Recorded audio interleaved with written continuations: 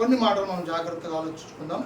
ప్రేమ నమ్మకంగా మా తండ్రి, మహాగండ మహానీయుడ, మరొక శ్రేష్టమైన సమయాన్ని ఇచ్చి సజీవ లెక్కలో ఉంచి జీవం కలిగినటువంటి మీ మాటలు వినటానికి, ఆలోచించుకోవటానికి కృప చూపిన విధానాన్ని బట్టి వందనాలు.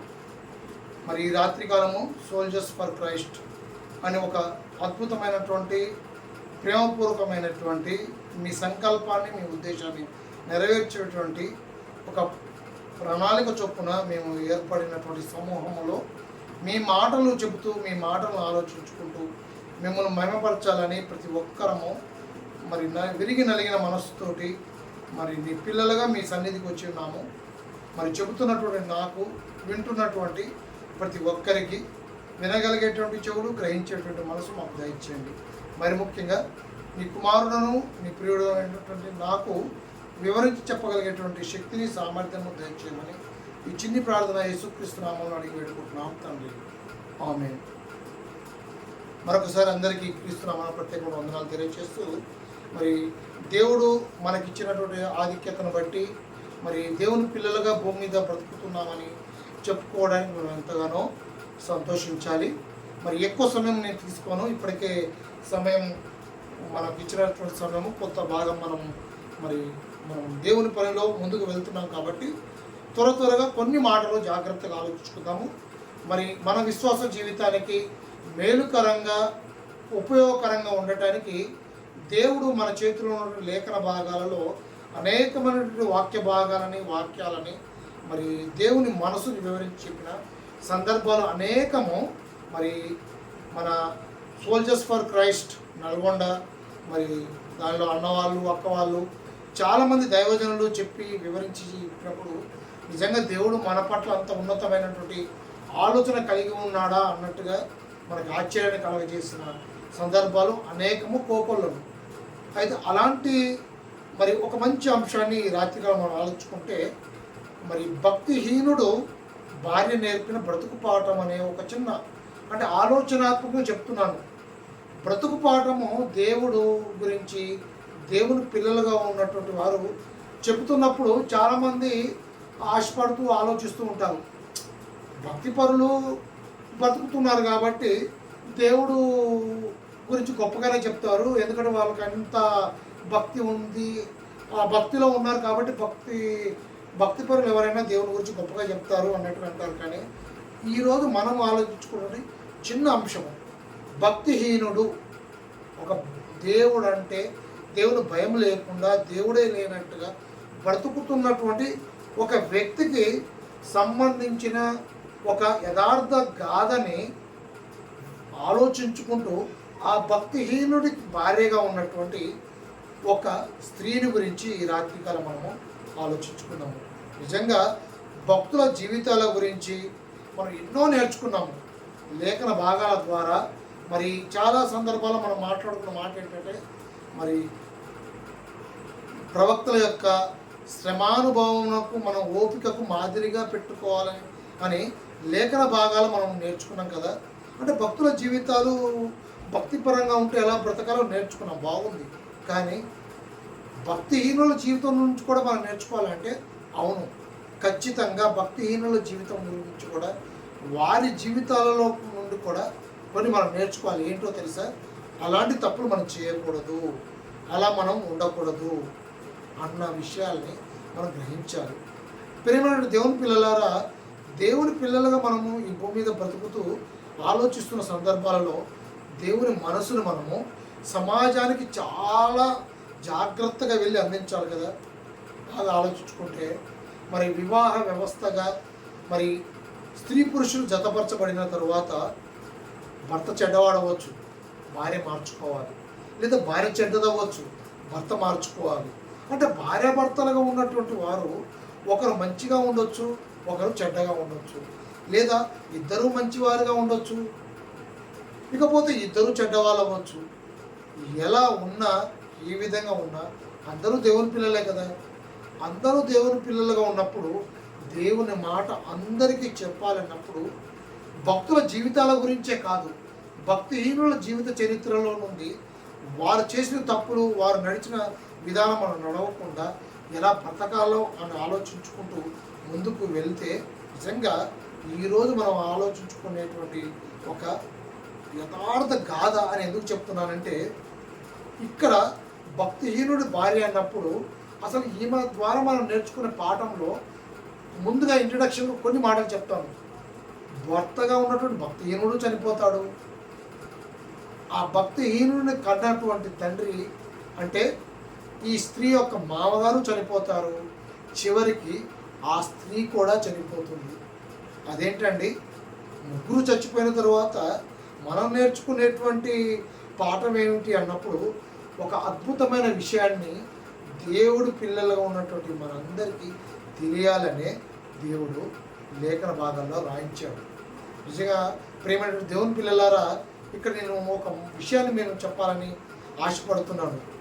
దేవుని గురించి కానీ దేవుని వాక్యాల గురించి కానీ జాగ్రత్తగా బాగా అర్థం చేసుకుంటేనే మన విశ్వాస జీవితం ముందుకు కొనసాగుతూ ఏ రోజుకైనా పరలోకం వెళ్ళగలుగుతాము. ఒకవేళ దేవుడిని కానీ వాక్యాన్ని కానీ సరిగా అర్థం చేసుకోకుండా మనకు అనుకూలంగా మార్చుకుంటే చాలా తప్పు చేసిన వారంగా ఉంటాము. అలా చాలా తప్పు చేస్తే ఏ రోజుకి పరలోకం వెళ్ళము, సరికదా నిత్య నరకానికి జారిపోతాము. ఇకపోతే పాఠంలోనికి అంశంలోనికి మనం వెళ్ళగలిగితే, న్యాయాధిపతుల కాలంలో జరిగినటువంటి ఒక యథార్థ సంఘటన, కథ కాదండి. బైబిల్లో లేఖనాలలో ఎక్కడ కథలు లేవు. చాలామంది అనుకుంటారు ధనవంతుడు, లాజరు ఇది ఒక కథ అంటారు. అంటే ఇవి కూడా కథ కాదు. సుమారుగా క్రీస్తు పూర్వం 1500 సంవత్సరాల క్రితము ధనవంతుడు లాజర్ కథ అది, అదొక యథార్థ సంఘటన. అలాగే న్యాయాధిపతుల కాలంలో కూడా జరిగిన ఒక యథార్థ సంఘటనని ఈరోజు మనం ఆలోచించుకున్నాం.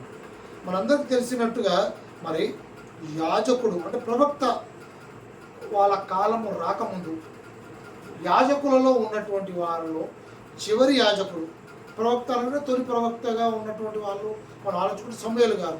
అంటే సమూయేలు గారి కంటే ముందు ఉన్నటువంటి యాజకుడు. అలాగే యాజకులలో ఆఖరి యాజకుడు ఎవరు అన్నప్పుడు ఏలీ గారు మనకు కనపడతారు. నిజంగా ఏలీ గారు మరి ఒక యాజకుడు అండి. యాజకుడు అంటే దేవుడి దగ్గర దేవునికి ఇష్టమైనట్టుగా ప్రవర్తిస్తూ దేవుని మాటలు వివరించి వాళ్ళకి అర్థమయ్యేటట్టు చెప్పవలసిన బాధ్యత యాజకుడికి ఉంటూ ఉంటుంది. మరి ఏలీ గారు యాజకుడుగా ఎక్కడ ఉన్నాడు అన్నప్పుడు షిలోహు ప్రాంతంలో, అంటే అక్కడ ఒక మందిరం ఉంది. ఆ మందిరంలో దేవుని మందసం ఉంది. దేవుని గణపరచాలి, దేవుని మయపరచాలి అన్నప్పుడు యాజకుడుగా ఉన్నటువంటి వ్యక్తిగా ఉన్నటువంటి ఏలీ గారి ఆ కాలానికి మనం వెళ్ళి ఆలోచించుకోగలిగితే నిజంగా ఒక మంచి అంశం, మంచి పాఠం మనకి రాత్రికాలంలో అర్థమవుతుంది. దేవుడు మనకొక పాఠం చెప్తూ ఉంటాడు. అందుకే అంశం పేరు కూడా ఏం చెప్పానంటే, భక్తిహీనుడు భార్య నేర్పిన బ్రతుకు పాఠము అన్నాను. సో ఏలీ గారు ఏమైనా భక్తిహీనుడు అంటే ఏలీ గారు కాదండి భక్తిహీనుడు. ఏలీ గారు చాలా భక్తిపరుడు, యాజకుడు. ఏలీ గారి గర్భాన పుట్టిన పిల్లలుగా ఉన్నారు కదా, వారి గురించి మనము ఈ రాత్రికాలం ఆలోచించుకుంటున్నాము. పిల్లలు దేవుని పిల్లలారా, ఇక్కడ ఒక విషయాన్ని ఆలోచించుకోగలిగితే యాజకత్వం అనేది అది ఒక వారసత్వం కాదు. ఆలోచించండి, రాజకీయము వారసత్వం కాదు, ఉద్యోగము వారసత్వం కాదు. అదేవిధంగా యాజకత్వము అంటే దేవుని ప్రణాళికలో దేవుడు ఒక సంకల్పం చొప్పున భూమి మీదకి తన పిల్లల కొరకు రాయించుకుంటూ నిలవబెట్టుకుంటూ కొంత వ్యక్తులని నిలబెట్టినప్పుడు యాజకులు, యాజకత్వము అనే ఒక గౌరవమైన పదం ఇచ్చినప్పుడు, ఆ పదవి వచ్చినప్పుడు నిజంగా యాజకత్వం అనేది అదొక వారసత్వం అనేది కాదు.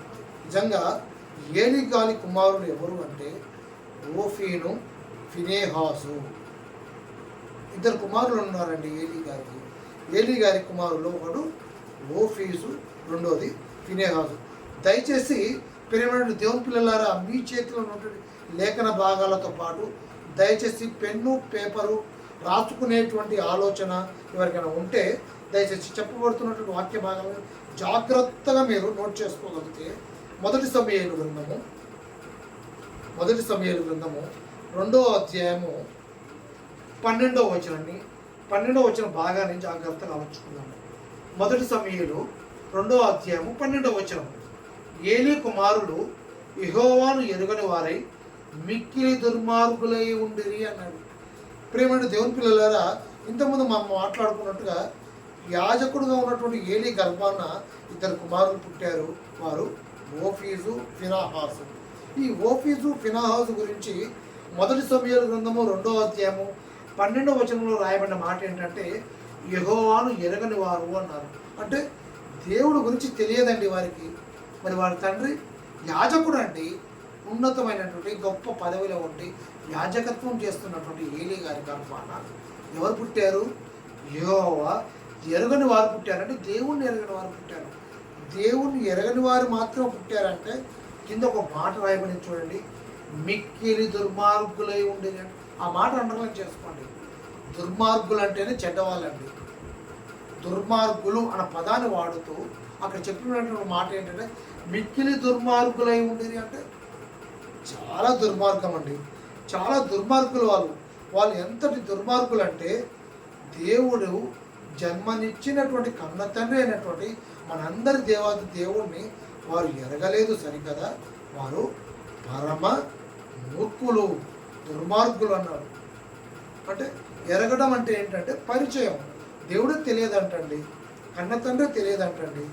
కన్న తండ్రి తెలియనప్పుడు, దేవుడు తెలియనప్పుడు తెలుసుకోవాల్సిన బాధ్యత, చెప్పవలసిన బాధ్యత ఉంటుందా? ఖచ్చితంగా ఆలోచించండి. ఏలీ గారన్నా చెప్పాలి, అరే యెహోవా గురించి తెలుసుకోండి అని ఏలీ గారు చెప్పాలి. లేదా ఏలీ గారు చెప్పకపోయినా ఏలీ గారు యాజకత్వం చేస్తున్నారు కదా, యాజకత్వం చేస్తున్నటువంటి ఏలీ గర్భాన పుట్టిన పిల్లలన్నా తెలుసుకోవాలి. లోకంలో ఒక సామెత ఉంటుందండి, మంచి ఉద్యోగం చేసేటువంటి మరి బోధన పద్ధతి తెలిసినటువంటి ఒక ఉపాధ్యాయ వృత్తిలో ఉన్నటువంటి ఒక టీచర్ గారు గురించి ఆలోచించుకుంటే లోకంలో సామెత ఏంటంటే పండిత పుత్ర పరమ సుంట అంటారు. అంటే పాఠాలు చెప్పేటువంటి పంతులు కడుపున ఎవరు పుట్టారంట? అక్షరం ముక్క రాని మొద్దు పరమ చుంట పుట్టాడు అన్నట్టుగా లోకంలో సామెత. కానీ దేవుని మాటలు చెప్తున్నటువంటి మనము, దేవుని పిల్లలుగా ఉన్నటువంటి మనము ఆ సామెతతో పాటు ఆ విషయాన్ని సమాజానికి అర్థం చేస్తూ చెప్తూ మనం చెప్పుకొని మనల్ని మనం సరి చేసుకోవాల్సింది ఏంటో తెలుసా? సేవకును చూసి సంఘ పెద్దలు మారాలి. బోధ చేసే సేవకును చూసి సంఘంలో ఉన్నట్టు సంఘ పెద్దలు మారాలి. అంతేకాదండి, సేవకుని పిల్లలు చూసి విశ్వాసుల పిల్లలు మారాలండి. సేవకుని పిల్లలు చూసి విశ్వాసుల పిల్లలు మారాలి. ఎందుకు ఈ మాట చెప్తున్నానంటే, సేవకుడు బోధ చేస్తాడు, సేవకుని పిల్లలు అంత స్థిరంగా అంత దేవునిలో ఉన్నారా లేదో ఒకసారి ఆలోచించుకుంటే నిజంగా కొన్ని సందర్భాల్లో భయం వేస్తుంది, బాధ కూడా వేస్తూ ఉంటుంది. బొత్తిగా ఈ ఏలీ కుమారులకి దేవుడు అంటేనే భయం లేదండి. దేవుడు అంటేనే భయం లేదు అని ఎలా చెబుతున్నారు అన్నప్పుడు అదే లేఖన భాగాలు జాగ్రత్తగా ఒకసారి మరి కిందికి ఆలోచించుకుంటూ వెళ్ళగలిగితే అదే మొదటి సమూయేలు 2వ అధ్యాయము 13వ వచనం, అంటే ఇంతకుముందు 12వ వచనం చదువుతున్నాం కదా, 13 నుండి 17 వచనాలు నేను త్వరగా చదివి వినిపిస్తూ ఉంటాను. దానిలో ఎక్కడ మనం జాగ్రత్తగా ఆలోచించుకోవాలో ఆ వచన భాగం వివరిస్తాను. జనుల విషయమై యాజకులు చేయుచూ వచ్చిన పని ఏమనగా, ఎవడైనా నువ్వు బలి పశువును వధించిన మీదట మాంసం ఉడుకుచుండగా యాజకుని పనివాడు 3 మూట్లు గల కొంకుని తీసుకుని వచ్చి బొరుసులో కానీ, తపేలలో కానీ, గూనులో కానీ, కుండలో కానీ దాన్ని గుచ్చినప్పుడు ఆ కొంకి చేత బయటకు వచ్చినదంతయు యాజకుడు తన కొరకు తీసుకోను. పిలువు వచ్చి ఇశ్రాయేల్ అందరికి మీరు ఇలాగూ చేయుచూ వచ్చింది. ఇది యాజకుడు యొక్క వాటా అండి. యాజకుడికి వచ్చేటువంటి దేవుని మందిరంలో, దేవుని మందసంలో దేవుడు ఆయనకి ఇచ్చినటువంటి కొంత భాగం ఏంటంటే, ఒక పశువుని కానీ దేనన్నా వధించిన తర్వాత దాన్ని ఎలా తీసుకోవాలంటే యాజకుడు 3 కొంకీలు ఉన్నటువంటి ఒక దాన్ని తీసుకొని కుచ్చాలి. దాన్ని కుచ్చి అది తెపాలలో కానీ, గోనెలో కానీ, కుండలో కానీ ఎంతైతే వస్తే అంతని తీసుకోవాలండి. అది యాజకుని యొక్క ధర్మం. అది యాజకుడికి ఇచ్చినటువంటి బాధ్యత. అది అంటే ఏలీ గారు యాజకుడిగా ఉన్నారు కదా, ఏలీ గారికి ఇచ్చిన బాధ్యత, ఏలీ గారి యొక్క అది పని. కానీ అక్కడ యాజకుడు చేయవలసిన పని యాజకుడు చేయకుండా యాజకుడు పిల్లలుగా ఉన్నటువంటి ఓఫీను ఫినోహాజు చేస్తూ వాళ్ళు చేసిన పని ఏంటో 15వ వచనం చూడండి. 15వ వచనం, ఇదియుగాక వారు కొవ్వును దహింపక మునుపు యాజకుని పనివాడు వచ్చి బలి పశువును వధించు వారితో, యాజకునికి వడ్డించుటకై మాంసమును మేము ఉడకబెట్టిన మాంసము అతని యొద్ద తీసుకొనడు, పచ్చి మాంసమే కావాలని చెప్పుచూ వచ్చాను. అంటే చూడండి ఎంత దౌర్భాగ్యము, ఎంత దారుణము చూడండి. అందుకే రాయబడింది వారు ఎవరంట, మూర్ఖులు, మిక్కిలి మూర్ఖులని 12వ వచనం ఎందుకు రాశారంటే ముందుగానే చెప్పాడు 3 కొంకీలు ఉన్నటువంటి దానిలో కుచ్చి తీసుకోవాలి, ఎంత వస్తే అంతే యాజకుడు తీసుకోవాలని ఒక నియమము, ఒక పద్ధతి పెట్టిన తర్వాత యాజకుడి పిల్లగా ఉన్నటువంటి ఓఫీను ఫినోహాజు చేసే పని ఏంటంటే పశువును వధించగానే అది ఉడకక మునిపే వాళ్ళు చేస్తున్న పని ఏంటంటే పచ్చి మాంసం కావాలంటున్నారు అంటండి. పచ్చి మాంసం తీసుకుంటారంటే దీన్ని బట్టి మనం అర్థం చేసుకోవాల్సింది ఏంటంటే ఓఫీను ఫినోహాజు మూర్ఖులే కాదండి, దేవుణ్ణి ఎరగని వారే కాదండి, వారు తిండిబోతులు అండి. ఎంత తిండిబోతులు అంటే ప్రియమైన దేవుని పిల్లలారా, ఈ మాట చెప్పడానికి కూడా నేను బాధపడుతున్నాను. మనలో కూడా చాలామంది విశ్వాసులలో, సహోదరులలో, సహోదరిమణులలో కూడా కొంతమంది భోజన ప్రియులు ఉంటారండి. భోజన ప్రియులు ఉంటే ఎంతవరకు తినాలో అంతే తినాలండి, అతిగా తినకూడదు, అతిగా ఆశపడకూడదు. నిజంగా ఇక్కడ ఓఫీను ఫినోహాజు గారు కూడా వారు ఉడకబెట్టిన మాంసం తీసుకోకుండా పచ్చి మాంసం తీసుకోవడానికి వారు ఎంతగా వారు చొరవ చూస్తారో చూస్తే దేవుడు అంటే భయం లేదు, దేవుని వాక్యం అంటే భయం లేదు, అసలు ఒక ప్రత్యేకమైన స్థలంలో ఉన్నామన్న ఆలోచన లేదు, ఏ లేకుండా ఇష్టం వచ్చినట్టుగా వాళ్ళు బ్రతుకుతున్నట్టుగా మనకు అర్థమవుతుంది. చూడండి 17వ వచనం చూడండి, అందువలన జనులు యెహోవాకు నైవేద్యం చేయటం యందు అసహ్యపడుచు ఆ యవ్వనులు కారమైనది కనుక వారి పాపము యెహోవా సన్నిధిని బహు గొప్పదాయను. అంటే వీరు చేసే ప్రవర్తన, నడవడిక, మాట తీరు, వ్యవహారము ఏమైందంటే అక్కడున్న వాళ్ళలో చాలా అసహ్యం పుట్టిందంట. ఈ అసహ్యం పుట్టడానికి కారణం కూడా ఈ యవ్వనులే అని చెప్పడం జరిగింది. నిజంగా యవ్వన స్థితిలో ఉన్నటువంటి ఓఫీసు ఫినోహాజు గారు చేస్తున్న పని ఏంటంటే దేవుడంటే భయం లేదు, దేవుడు తెలియదు, మిక్కిలి మూర్ఖులు, అంతేకాకుండా తిండిబోతులు ఉన్నాం కదా.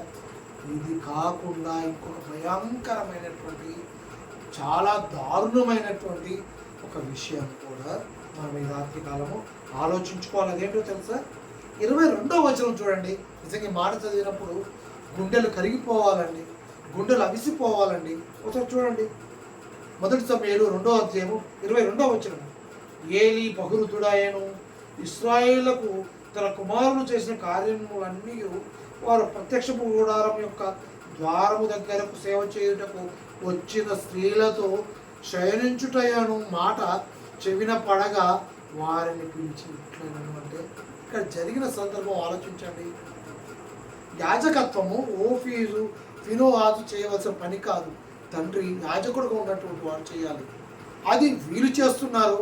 యాజకత్వ ధర్మాన్ని మీరిపోయారు, దేవుడు అంటే భయం లేదు, దేవుడిని ఎరగట్లేదు, మిక్కిలి మాంసప్రియులు, దానితో పాటు దుర్మార్గులు. అయినా వీనికి మించి ఇంకొక దారుణమైన పని ఏంటంటే యెహోవా ప్రత్యక్ష మందిరానికి సేవ చేయడానికి యవ్వన స్త్రీలు వస్తున్నారు కండి, వారితో వీరు శయనిస్తున్నారంటండి. ప్రత్యక్షపు గుడారంలో దేవుని మందిరం దగ్గర సేవ చేయడానికి వస్తున్నటువంటి స్త్రీలను సైతం వారు వదిలిపెట్టకుండా వారితో శయనిస్తున్నారంటే ఎంతగా దిగజారిపోయారో ఒక్కసారి మనం ఆలోచించుకోవాలి. నిజంగా ఇంత దారుణమైనటువంటి పని ఒక్కసారి ఆలోచించుకుంటే బాధ కలుగుతుందండి. ఏలీ గారు కూడా చాలా బాధపడ్డారు. ఆయన బాధపడి ఆయన చెవులు పడగా వారిని పిలిపించాడంటే చూడండి ఎంతగా గద్దించాడు. రోగం ముదిరిన తర్వాత మందులు వాడితే ఉపయోగం ఉండదండి. రోగం ముదరక ముందే రోగానికి కారణం ఏంటో తెలుసుకొని మందులు వాడితే నిజంగా రోగం తగ్గుతుంది, ప్రాణం నిలబడుతుంది. ఏలీ గర్భాన పుట్టిన పిల్లలు చెడిపోతున్న విషయం గ్రహించలేదంటారా? తండ్రిగా చూడట్లేదంటారా?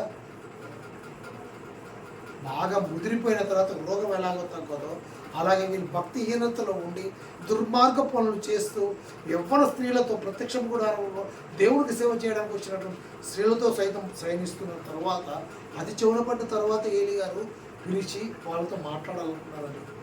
క్యాన్సర్ ఫైనల్ స్టేజ్లో ఉన్నాక క్యాన్సర్ రోగి బ్రతకాలంటే చాలా కష్టం అండి, చాలా కష్టం. పాపం కూడా పీక్ స్టేజ్కి వెళ్ళిపోయిందండి వీరు చేసే పాపము. అందుకే దేవుని కోపము రగిలిపోయింది. కారణం ఏంటో తెలుసా అండి? దేవుడు అంటే భయం లేదండి వీళ్ళకి, ఒకటి. రెండోది తిండిపోతండి. మూడోది వాళ్ళ ప్రత్యక్షపు గుడారంలో ఉన్నటువంటి స్త్రీలతోటి శయనించాలి అని ఆశపడుతున్నారు. ఇంత దారుణమైనటువంటి విషయాలు మరి తండ్రికి తెలియదా? తండ్రికి తెలుసు. తండ్రికే కాదండి, వారిని కట్టుకున్న భార్య కూడా తెలియదంటారా? వారిని కట్టుకున్న భార్యలకు తెలియదంటారా? భార్యకు తెలియదో తెలుసో మనం ఈ రాత్రికాలం ఆలోచుకుంటే ఫినోహాసు భార్య గురించి ఈరోజు మనం ఆలోచించుకుందాం. భక్తిహీనుడు భార్య నేర్పిన బ్రతుకు పాఠంలో ఫినోహాసు భార్య ఆమె నేర్పిన బ్రతుకు పాఠాన్ని మనం ఆలోచుకుంటే 1 సమూయేలు 4వ అధ్యాయము 19వ వచనము. 1 సమూయేలు 4వ అధ్యాయము 19వ వచనాన్ని జాగ్రత్తగా చూస్తే, ఏలి కోడలకు ఫినోహాసు భార్యకు అప్పటికి గర్భము కలిగి కనుప్రొద్దులై ఉండగా దేవుని యొక్క మందసము పట్టబడిననియు తన మామయు తన పెనిమిటియు చనిపోయి ఉన్నారనియు ఆమె విని నొప్పులు తలిగి మోకాళ్ళ మీద కృంగి ప్రసవమాయను అన్నాడు.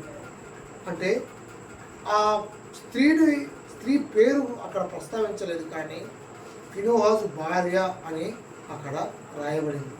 ఫినోహాసు భార్యకి ఏంటంట? కనుప్రొద్దులై అంటే నిండు చూడాలండి. ప్రసవించేటువంటి కాలం కొద్ది సమయం అయితే ప్రసవం జరుగుతుంది. అలా ప్రసవం జరుగుతుంది కొద్ది క్షణాలలో అన్నప్పుడు అక్కడ జరిగిన సందర్భము సన్నివేశాన్ని మనం ఆలోచుకుంటే అక్కడ జరిగింది ఏంటంటే, క్రమంగా ఆలోచించుకుంటే అక్కడ జరిగింది పద్ధతిగా రాయబడిన వాక్య ప్రకారం ఆలోచించుకుంటాం. దేవుని యొక్క మందసము పట్టబడెను. మొదట దేవుని మందసం పట్టబడిందని తెలిసిందట. తర్వాత తన మామ అదేవిధంగా తన పెనిమిటి చనిపోయారు. అంటే ఫినోహాసు భార్యకు తెలిసింది ఏంటిది? మొదట తెలిసింది ఏంటంటే దేవుని మందసం పట్టబడిందని విషయం తెలిసింది. రెండోది తన మామగారు చనిపోయారన్న విషయం తెలిసింది. మూడోది తన పెనిమిటి అయినటువంటి ఫినోహాసు కూడా చనిపోయాడు అన్న విషయము తెలిసిందట. తెలిసిన వెంటనే అక్కడ జరిగింది ఏంటో తెలుసా? ఆమె విని నొప్పులు తగిలి మోకాల మీదకి కృంగి ప్రసవమాయను. అంటే ఆమె అక్కడ ప్రసవించింది, అక్కడ డెలివరీ, ఒక బాబుకి జన్మనిచ్చింది. ఎవరు? ఫినోహాసు భార్య. నిజంగా ఆ పరిస్థితిని, ఆ సందర్భాన్ని, ఆ విషయాన్ని జాగ్రత్తగా ఆలోచుకుంటే నిజంగా ఎంత దయానీయకమైనటువంటి సందర్భం అండి. ఆ పరిస్థితిని ఒకసారి ఆలోచుకోండి. 20 నుండి 22 వచనాలు కూడా జాగ్రత్తగా మనం ఒకసారి ఆలోచించుకుంటే, ఆమె మృతి పొందుచుండగా దగ్గర నిల్చున్న స్త్రీలు ఆమె భయపడవద్దు, కుమారుని కంటివనేది కానీ ఆమె ప్రత్యుత్తరం అయ్యకు లక్ష్య పెట్టకే ఉండేను. ఆమె చనిపోతున్నప్పుడు ఆమె పక్కన స్త్రీలు ఉన్నారు. స్త్రీలు ఉండి వాళ్ళు చెప్తున్న మాట ఏంటంటే, నువ్వు భయపడవద్దు, దయచేసి నువ్వు భయపడకుండా కొంచెం ధైర్యంగా ఉండు, నువ్వు ఒక కుమారుని కన్నావు, నువ్వు కుమారుడు కన్నావు కాబట్టి ఇక నీకే చీకు చింత లేదు, నీకేం భయం లేదు అని చెప్తూ ఆమెను ఓదార్చాలన్నప్పుడు ఫినోహాసు భార్య ఏం చేసిందో తెలుసా? ఆమె ఏమి ప్రత్యుత్తరం ఇయ్యక లక్ష్య పెట్టక ఉన్నది. అంటే ఆమె ఎందుకు ప్రత్యుత్తరం ఇయ్యలేదు, ఎందుకు లక్ష్య పెట్టలేదు అన్న విషయాన్ని కూడా ఆలోచించుకోవాలి. మామ చనిపోయాడు, కట్టుకున్న భర్త చనిపోయాడు అన్నప్పుడు బాధ ఉండదా అండి? అయినప్పటికీ కూడా ఆమె చేసిన పని ఏంటంటే ఆమె ప్రత్యుత్తరం ఇవ్వలేదంట, లక్ష్య పెట్టలేదంట. 21వ వచనంలో ఆమె చెప్తున్న మాట ఏంటంటే, దేవుని మందసము పట్టబడినదని సంగతిని, తన మామయు తన పెనిమిటియు చనిపోయిన సంగతిని తెలుసుకొని ప్రభావము ఇశ్రాయేలు నుండి పోయేనని చెప్పి తన బిడ్డకు ఈకాబోదు అని పేరు పెట్టెను. అంటే ఇంత విషయాలు జరుగుతున్నా ఇన్ని సంఘటనలు వింటున్నా, దృశ్యరూపంగా ఆమె కంటికి కనబడుతున్నా కూడా ఆమె చేసిన పని ఏంటో తెలుసా? దేవుని మందసము పట్టబడినదన్న సంగతి తెలుసుకున్న తర్వాత మామ చనిపోయాడు, పెనిమిటి చనిపోయాడని చెబుతూ ఆమె చేసిన ఒక అద్భుతమైనటువంటి కార్యము, అద్భుతమైన విషయం ఏంటి తెలుసా?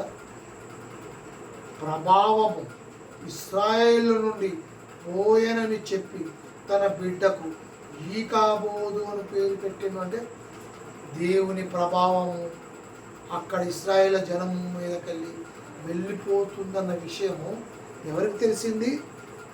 ఫినోహాజు భార్యకి తెలిసిందండి. ఫినోహాజు భార్యకి తెలిసిన వెంటనే ఆమె బాధపడ్డది, మామ చనిపోయాడనో, ఫినోహాజు అంటే ఆమె భర్త చనిపోయాడనో ఇది కాదండి ఆమెను బాధ పెట్టింది, కృంగతీసింది. దేవుని మందసము పట్టబడిందన్న విషయం తెలిసి ఆమె షాక్లోకి వెళ్ళిపోయింది, బాధలకు వెళ్ళిపోయింది. బాధలకు వెళ్ళిపోయి ఆమె చెప్తున్న మాట ఏంటంటే దేవుని ప్రభావం ఇశ్రాయేల్ నుండి వెళ్ళిపోయిందని చెప్పిందంటే దేవుని మీద ఎంత ఉన్నతమైన ఆలోచన కలిగి ఉందండి. ప్రేమని దేవుని పిల్లలు ఒక్కసారి ఆలోచించండి. భర్త మూర్ఖుడండి, మూర్ఖుడు కట్టుకున్న భార్య నిజంగా ఎలా ఉంటుందో ఒక్కసారి ఆలోచించండి. కానీ ఫినోహాజు భార్య అలా లేదండి. జరిగిన సందర్భాలన్నీ దృశ్యరూపంగా కనబడుతున్నా కూడా ఏది లక్ష్య పెట్టకుండా, ప్రత్యుత్తరం ఇవ్వకుండా ఆమె చేసిన పని ఏంటో తెలుసా? దేవుని మందసము విడిపోయిందని చెప్పి తన బిడ్డకు ప్రసవం ఇచ్చి కాన్పు జరిగిన తర్వాత తన కుమారుడికి పెట్టిన పేరేంటో తెలుసా? ఈకాబోదు. దాని మీద ఒకటే అంకె వేసి కింద రాయబడి చూడండి. ప్రభావము పోయేను అంటే దేవుని ప్రభావము ఇశ్రాయేల్ నుండి పోయిందని తన కుమారుడికి పేరు పెట్టింది. ఎందుకో తెలుసా? నేను చనిపోవచ్చు, నేను వెళ్ళిపోవచ్చు, కానీ నా కుమారుని చూసిన పట్ల నుండి ప్రతి ఒక్కరు ఆలోచించుకోవాల్సిన విషయం ఏంటో తెలుసా? దేవుని ప్రభావం వెళ్ళిపోయింది. ప్రేమ దేవుని పిల్లలారా గ్రహించండి అని ఫినోహాజు భార్య ఒక సువార్త చెప్పిందండి, ఒక బ్రతుకు పాఠం చెప్పింది. మీరు బ్రతకాలంటే ఇక్కడ దేవుని ప్రభావం లేదండి, ఇక్కడ దేవుని మహిమ లేదండి. ఎందుకో తెలుసా? భక్తిహీనులు దేవుని మందిరము ప్రత్యక్ష గుడారాల్లో చేస్తున్నటువంటి దేవునికి హేయమైనటువంటి కార్యాలు ఏంటో తెలుసా? తిండిపోతులుగా ఉన్నారు, మిక్కిలి మూర్ఖులుగా ఉన్నారు, దుర్మార్గులుగా ఉన్నారు, దేవుడిని తెలియకుండా ఉన్నారు, దేవుడు అంటే భయభక్తులు లేరు. చివరికి దేవుని సేవ చేయడానికి వచ్చినటువంటి స్త్రీలతో కూడా శయనిస్తున్నారన్న విషయం తెలిసినా కూడా తన బ్రతుకు సరిచేసుకుంటూ, తన బ్రతుకు సరిచేసి దేవునిలో బ్రతుకుతూ తను చనిపోతూ కూడా ఎంత ఉన్నతంగా ఆలోచించిందో తెలుసా? నా కడుపున పుట్టిన నా కొడుకును చూసిన ప్రతిసారి ఈ కాబోదు అని పిలుస్తున్నారంటే, ఈ కాబోదు అనగానే దేవుని ప్రభావము, దేవుని మహిమ మనం విడిచిపోయిందన్న ఉన్నత విషయం మీరు గ్రహించాలని అక్కడున్న సమాజానికి, అక్కడున్న సంఘానికి ఆమె ప్రకటించినటువంటి గొప్ప సువార్త అండి. గొప్ప సువార్త. నిజంగా ఇంత గొప్ప సువార్త, ఇంత గొప్ప ఆలోచన నిజంగా మనం ఆలోచించగలుగుతున్నామా? మనలో అంత ఆలోచన ఉందా? ఒకసారి ఆలోచించండి, ఒకసారి ఆలోచించండి. నిజంగా ఒకసారి ఈ పరిస్థితి మనం ఆలోచిస్తే సమాజంలో లేదా మన కుటుంబాలలో, మన బంధువులలో లేదా మనకే కొన్ని సందర్భాల్లో భర్త బాగుంటే మనం బాగోము, మనం బాగుంటే భార్య బాగోదు, మన ఇద్దరం బాగుంటే లేదా తల్లిదండ్రులుగా పెద్దవాళ్ళు బాగుంటే పిల్లలు బాగోరు. కానీ ఇక్కడ ఫినోహాజు భార్య తన బ్రతుకును సరి చేసుకుంది, తన బ్రతుకును సరి చేస్తూ తన కుమారుడికి పేరు పెట్టింది. ఆ పేరు కూడా సమాజం అంతా ఆలోచించాలన్నట్టుగా ఈకాబోదు అని పెట్టింది. ఈకాబోదు అని పెట్టి దేవుని ప్రభావం మనం విడిచిపోయిందని చెప్తూ ఒక బ్రతుకుపాటని చెప్పిందండి, ఒక గొప్ప బ్రతుకుపాటని చెప్పింది. పిల్లల పట్ల మనం గారం చేయాలండి, కానీ ఎంత గారం చేయాలో తెలుసా? కొంతవరకు గారం చేయాలి, మిక్కిలి గారాభం అసలే చేయకూడదు. నిజంగా గారాభము చేసి పిల్లల్ని చెడగొట్టకూడదు.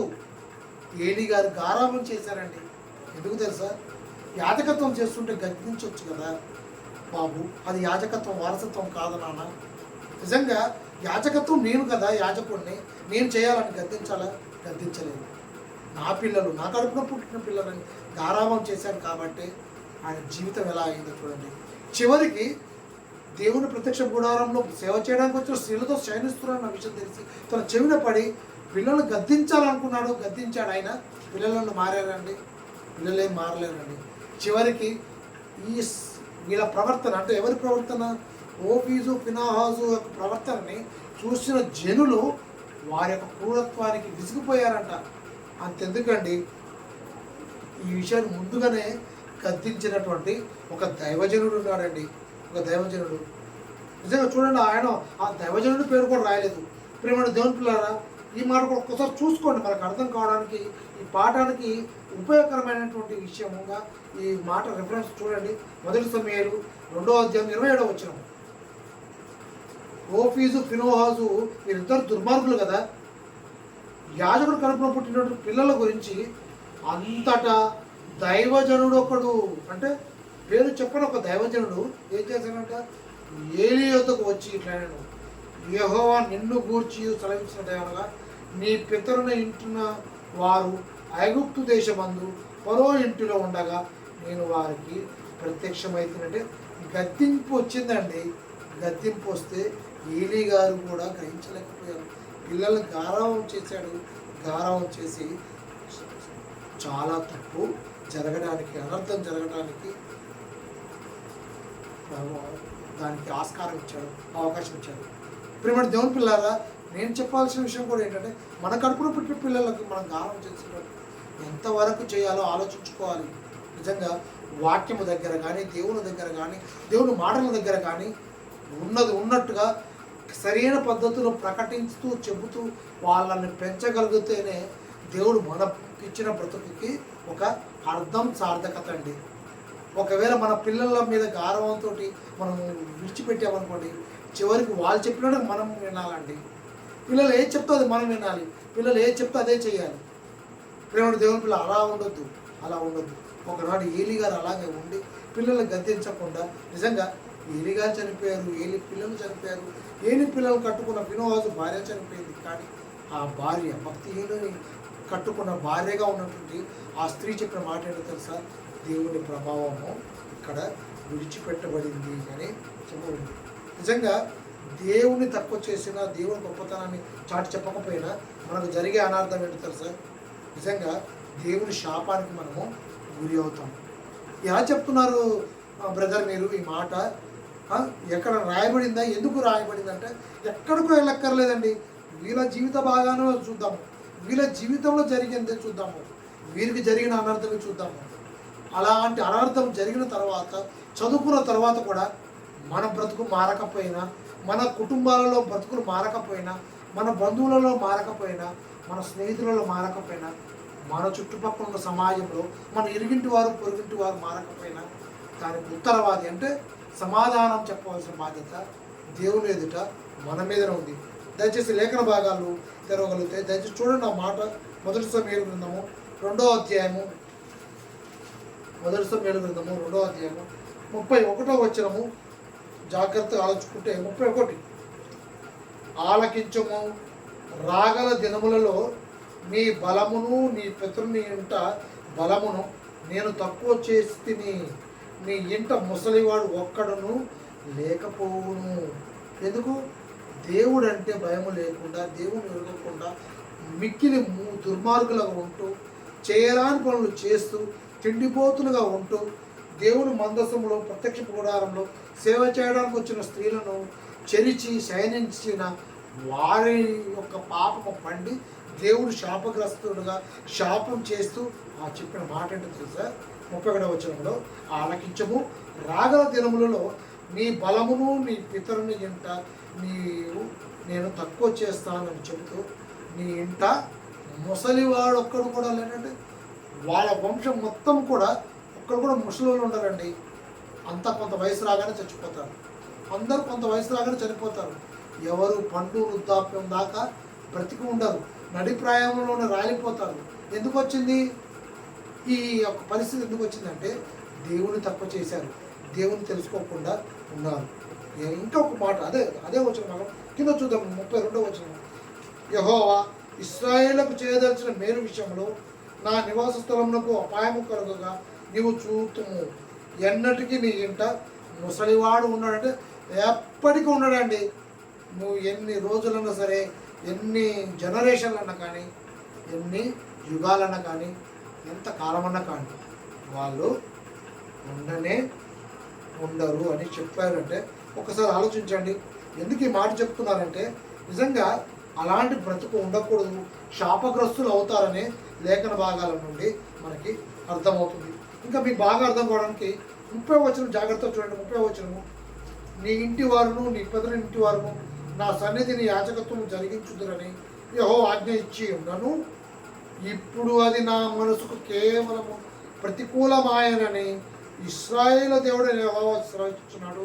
కావున యెహోవా వాక్కు ఏదనగా, నన్ను గణపరచు వారిని నేను గణపరచుదును, నన్ను తృణీకరించు వారిని నేను తృణీకరించేదను అని చెప్పాడంటే, ప్రేమ దేవుని పిల్లలారా, ఎవరైతే తృణీకరించారో వారిని తృణీకరిస్తారు. ఎవరు తృణీకరించారు? ఏలి యాజకుడు, ఏలి గర్భణ పుట్టిన కుమారులు హోఫీలు, ఫినోజు, వీళ్ళని దేవుడు తృణీకరించాడు. తృణీకరించి శాపకం ఏమిచ్చాడంటే వాళ్ళెవరు కూడా ముసలితనం వరకు ఎవరు ఉండరు. అసలు ముసలి వారిని మీరు చూడరు. శాపము తృణీకరించిన వారికి శాపం ఇచ్చాడు. ఎవరైతే మరి ఆయన గణపరిచారో వారిని గణపరుస్తానని దేవుడు చెప్పాడు కదా. ఎవరు గణపరిచారు? మరి ఇక్కడ ఎవరు గణపరిచారంటే భక్తిహీనుడు భార్యగా ఉన్నటువంటి ఫినోహాసు భార్యను దేవుడు గణపరిచాడు. ఎలా గణపరిచాడు అంటారా? ప్రేమడు దేవుని పిల్లలారా, ఎలా గణపరిచాడో కొన్ని విషయాలు నేను చెప్తాను, జాగ్రత్తగా నోట్ చేసుకోండి. దేవుని ఎలా గొప్ప చేసింది అంటారా? ఎలా దేవుని గొప్ప చేసేదంటే, ఇంతకుముందు మనం చదువుకున్న వచన భాగమే, 1 సమూయేలు 4వ అధ్యాయము 19-20 వచనాల్లో చదవబడిన వాక్య భాగంలో ఆమె కదిల్చి వేసిన విషయము, ఆమె హృదయం గాయపడిన విషయము, ఆమె హృదయం ధరించిన విషయం ఏంటి తెలుసా? దేవుని మందసం పట్టబడింది అనగానే ఆమె మనసు కరిగిపోయింది, షాకు గురైపోయిందండి. నిజంగా దేవుని గణపరిచింది కాబట్టి ఆమెను కదిలించింది ఏంటో తెలుసా? తన కట్టుకున్న భర్త చనిపోయాడన్నప్పుడు బాధపడలేదండి, తన మామగారు చనిపోయారన్న బాధపడలేదండి. దేవుని మందసం పట్టబడింది అనగానే భక్తిపరురాలండి ఆమె. అందుకే ఆమె గుండెలు అవిసిపోయేటట్టు బాధపడింది. మోకాలోని ప్రసవించిందంటే ఆ మోకాలు ఏమైంది? ఆమె విన్న వార్త ఏదో తెలుసా? భర్త చనిపోయాడనో మావ చనిపోయాడనో వార్త విని కాదండి, మందసం పట్టబడిందన్న వార్త విన్నాక వెంటనే మోకాలు ఉండిపోయిందండి, ఉన్న పలానా కుప్ప కూలిపోయిందండి. రెండో విషయం ఏంటి తెలుసా? ఇంకొక అద్భుతమైన విషయం, దుర్మార్గుడని భర్త చనిపోతే సమాజంలో ఏ స్త్రీ అండి బాధపడేది? ఒక్కసారి ఆలోచించండి. బాగా సూటిగా నేను అడుగుతున్న ప్రశ్న అండి. దుర్మార్గుడు అండి, రాక్షసుడు అండి, అలాంటి భర్త చనిపోతే ఎంత విశ్వాసం ఉన్న స్త్రీ అయినా ఏమనుకుంటుంది తెలుసా? అమ్మయ్య, ఈ రోజుతో ఈ పీడ వెరగడైపోయింది, తలకాయ తగ్గిపోయింది అని సంతోషిస్తారే కానీ అలా కూడా మాట్లాడలేదండి. ఫినోహాసు భార్య దూషించలేదు, భర్తను దూషించినట్టు కానీ మామను దూషించినట్టు కానీ ఎక్కడ కనపడదండి. వివాహానికి ఆమె చాలా విలువిచ్చి ఆ మూర్ఖుడితోటి, ఆ దుర్మార్గుడితోటే తన జీవితాన్ని కొనసాగిస్తూ ముందుకు కొనసాగిందంటే ఆ ఓపికను మెచ్చుకోవాలి. ఆమె బాధపడిందే కానీ ఎప్పుడు బాధని వ్యక్తపరచలేదండి. తన భర్త గురించి చెప్పినప్పుడల్లా ఒక స్త్రీతో శయనించాడు, ప్రత్యక్ష గుడారంలో ఎవరైతే దేవుని సేవ చేయడానికి వచ్చారో ఆ స్త్రీ దగ్గరికి వెళ్ళాడని చెప్పిన మాట మామ వింటున్నాడు, కట్టుకున్న భార్యగా ఉన్నటువంటి ఈమె వింటుంది. కానీ బాధపడ్డదండి, ఏ రోజు భర్తని నిందించలేదు, నిలదీయలేదు. నిజంగా ఇంత ఉన్నతమైనటువంటి విషయం. ఇంకొక విషయం ఏంటి తెలుసా? ఇలాంటి దరిద్రుడిని, ఇలాంటి మూర్ఖుడిని నాకు ఎందుకు ఇచ్చావని దేవుని కూడా ప్రశ్నించలేదండి, దేవుని కూడా దూషించలేదండి. ఇన్ని గొప్ప లక్షణాలండి. అంతేకాదండి, దేవుడు మందసం పట్టబడింది అని తెలిసిన వెంటనే ఆమె చేసిన ఉన్నతమైన విషయం ఏంటి తెలుసా? తన కడుపున పుట్టిన కుమారుడికి ఈ కాబోదు అని పేరు పెట్టిందంటే ఎంత గొప్పగా ఆలోచించిందో ఒక్కసారి ఆలోచించండి. ఎంత గొప్పగా ఆలోచించింది. పాపం చేయలేదు, భర్తను దూషించలేదు, దేవుని ప్రశ్నించలేదు, చివరికి దేవుని కూడా దూషించలేదు. దేవుని ఎలా గొప్ప చేయాలి, దేవుని ఎలా ఉన్నతంగా ప్రకటించాలన్న స్వస్థబుద్ధి కలిగినటువంటి స్త్రీగా ఉన్నతంగా ఆలోచిస్తూ తన కడుపున పుట్టిన కుమారుడికి ఈ కాబోదు అని పేరు పెట్టిందంటే చూడండి, ఒక భక్తిహీనుడి భార్య నేర్పిన బ్రతుకుపాఠం అండి. నిజంగా మన భర్త ఒక మాట చెప్తే ఓర్చుకోలేమండి, మన భార్య ఒక మాట చెప్తే ఓర్చుకోలేమండి. కానీ ఇక్కడ భక్తిహీనుడు దుర్మార్గుడైనటువంటి భర్త ఎంత హింస పెట్టినా, మామ గద్దించకపోయినా తన కొడుకులని నిజంగా కట్టుకొని సంసార జీవితాన్ని ముందుకు కొనసాగుతున్నటువంటి స్త్రీగా ఉన్నటువంటి ఆమె ఆలోచించింది సార్, దేవుని గురించి గొప్పగా ఆలోచిస్తూ ఎప్పుడైనా సరే దేవుణ్ణి గొప్ప చేయాలి, దేవుడితో మనము ఉండిపోవాలి అన్నట్టుగా చేసిందండి. నిజంగా ఎక్కడ కూడా నిజంగా దేవుని వాక్య భాగాలు కూడా చాలా సందర్భాల్లో రాయబడిన ఒక సందర్భాన్ని మీకు జ్ఞాపకం చేసి నా మాటలు ముగిస్తాను. భార్యాభర్తలు ఇద్దరు మంచం మీద పడుతున్నారు అనుకోండి, యేసుక్రీస్తు రెండో రాకడ వస్తే భర్త ఎత్తబడతాడో భార్య ఎత్తబడుతుందో అసలు ఆలోచించండి. లేఖన భాగాల్లో కూడా రాయబడింది, ఒకరు ఎత్తబడతారు ఒకరు విడవబడతారు అన్నప్పుడు పడుకునేటప్పుడు ఒకసారి ఆలోచించండి, ఏ అమ్మాయి ఏంటి నీ పరిస్థితి అని అడగాలి. బాబు బాగానే మాట్లాడుతున్నావు, మరి నీ సంగతి ఏంటి అని భర్తను అడగాలి. లేదా ఇద్దరం ఇక్కడ విడిచిపెట్టిపోదామా, ఇక్కడ ఉండిపోదామా, లేదా ఇద్దరం వెళ్ళిపోతామా, ఆలోచన రావాలండి. ఒక ఆలోచనతోటి మనం విశ్వాస జీవితం ముందు కొనసాగించాలి. దేవుళ్ళో ఉన్నామండి, మనము లోకంలో లేము, మనం సమాజంలో ఉన్నా కానీ సమాజానికి వేరుగా దేవుని పిల్లలుగా బ్రతుకుతున్నాము. ఇంకో సందర్భంలో పొలంలో పనిచేస్తున్నప్పుడు యేసుక్రీస్తు రెండో రాకడ వచ్చినప్పుడు పొలంలో పనిచేస్తున్నప్పుడు ఎవరైతే దేవునికి అనుకూలంగా ఉంటారో వాళ్ళు ఎత్తబడతారన్నారు కదా. నిజంగా ఈ వచన భాగాలు చదువుతున్నప్పుడల్లా ఒక్కసారి మనం ప్రశ్నించుకోవాలి, ఎంత దుర్మార్గుడికి భార్యగా ఉన్నటువంటి ఆ స్త్రీ నిజంగా పరలోకం వెళ్ళే క్రమంలో ఉంది అని చెప్పాలంటే ఖచ్చితంగా ఈ వచన భాగాలను బట్టి అర్థమవుతుంది. దయచేసి మీరు ఈ పాఠమైన తర్వాత మరలా ఆలోచించుకోండి. మొదటి సమయాలు 4వ అధ్యాయము 19వ వచనం నుండి చదవబడిన వాక్య భాగాలలో 3 వచనాలు అయినా సరే ఉన్నతమైన పాఠాన్ని చెప్పింది ఎవరు? ఫినోహాసు భార్య. నిజంగా అంత గొప్ప విషయం అండి. ఒక బంధసం విడవబడుతున్న విషయం తెలియగానే ఆమె గుండె ఆగిపోయినంత పని అయింది, చనిపోయిందండి. చనిపోతూ కూడా తన కుమారుడికి ఈకాబోధన పేరు పెట్టి సువార్తను ప్రకటించిందంటే ఎంత గొప్పగా ఆలోచించిందో ఆలోచించండి. నిజంగా ఈ రాత్రికాలము భక్తిహీనుడి భార్య నేర్పిన పాఠము నిజంగా మనం ఈ భూమి మీద బ్రతకాలంటే నిజంగా మనం దేవుళ్ళో ఉండాలండి, దేవుళ్ళో ఉండాలి. మనం దేవుళ్ళో ఉంటే ఖచ్చితంగా మన మాట తీరును చూసి, మన నడవడికను చూసి, మన ప్రవర్తన చూసి భర్త మారుతాడు, భార్య మారుతుంది, పిల్లలు మారుతారు, బంధువులు మారుతారు, స్నేహితులు మారుతారు, ప్రతి ఒక్కరు మారుతారు. ప్రతి ఒక్కరు మారాలంటే మొదట మనం బ్రతుకు మార్చుకోవాలి, మన నడవడిక మారాలి, మన మాట తీరు మారాలి. ఇంత గొప్పగా బ్రతికినటువంటి ఆ స్త్రీ ఈరోజు మన భక్తి జీవితానికి, విశ్వాస జీవితానికి చాలా ఉపయోగకరము అన్న ఆలోచనతోటి ఈ రాత్రికాలము సోల్జర్స్ ఫర్ క్రైస్ట్ నల్గొండ మన విశ్వాసులకు, సహోదరులకి, సహోదరులందరికీ అందించాలన్న ఆలోచనతోటి మరి మీ మధ్యకి అంశాన్ని తీసుకొచ్చాము. మరి ఈ అంశం విన్న మీరు కూడా మన కుటుంబాలని దేవుళ్ళో కట్టుకుంటూ దేవుళ్ళ ముందుకు కొనసాగి తప్పు చూపండి. మనందరి గుడి ఏ రోజుకైనా దేవుడు ఉండేటువంటి పరలోకం వెళ్ళాలనే కాబట్టి ఆ పరలోకం వెళ్ళేటువంటి గురిలో ఈ రాత్రికాలం మనం విన్న పాఠము భక్తిహీనుని భార్య నేర్పిన బ్రతుకు పాఠము. నిజంగా మన బ్రతుకుని మనం ఎల్లకాలం బ్రతకాలంటే, దేవునితో పాటు కన్నతల్లితో పాటు ఉండాలంటే నిజంగా అలాగే ఆ స్త్రీ బ్రతికినట్టుగానే బ్రతకాలని మీ అందరికీ మరొకసారి ప్రేమపూర్వకంగా చెప్పుకుంటూ నా మాటలు ముగిస్తున్నాను. దయచేసి అందరూ తల వచ్చి కన్ను మూసుకుంటూ ప్రార్థించుకున్నాము. ప్రేమ నమ్మకంగా మా తండ్రి మహాగంట మహానీయుడ, ఈ రాత్రికాలము నిజంగా కొన్ని మాటలుగా మేము ఆలోచించుకున్నాము, కానీ నిజంగా అమూల్యమైన విషయాలు లేఖన భాగాలలో ప్రతి మాటతోటి మమ్మల్ని మరి కదుపుతూ మాట్లాడిస్తూ మీ పిల్లలుగా మమ్మల్ని సరిచేస్తూ ప్రతిరోజు వాక్యం ద్వారా మమ్మల్ని హెచ్చరిస్తూ ఇప్పటివరకు కాచి కాపాడిన విధానాన్ని బట్టి మీకు వందనాలు. నిజంగా మీ పిల్లలుగా మేము ఈ భూమి మీద బ్రతుకుతున్నాం కాబట్టి ఇలాంటి అమూల్యమైన విషయాలని లేఖన భాగాల ద్వారా మేము ఆలోచించుకుంటూ మరి ఒకరితో ఒకరు పంచుకోవడానికి మంచి సందర్భాన్ని, సమయాన్ని మాకు దయచేస్తూ నిజంగా సోల్జర్స్ ఫర్ క్రైస్ట్ అంటూ నిజంగా మేము ఒక సైనికులుగా మీ కొరకు పోరాడేవారుగా ఉండాలంటే నిజంగా మా బ్రతుకు ఎంత గొప్పగా ఉండాలో లేఖన భాగాల ద్వారా హెచ్చరిస్తూ సరిచేసుకోవడానికి కృప చూపిన విధానాన్ని బట్టి ఉంటున్నాను.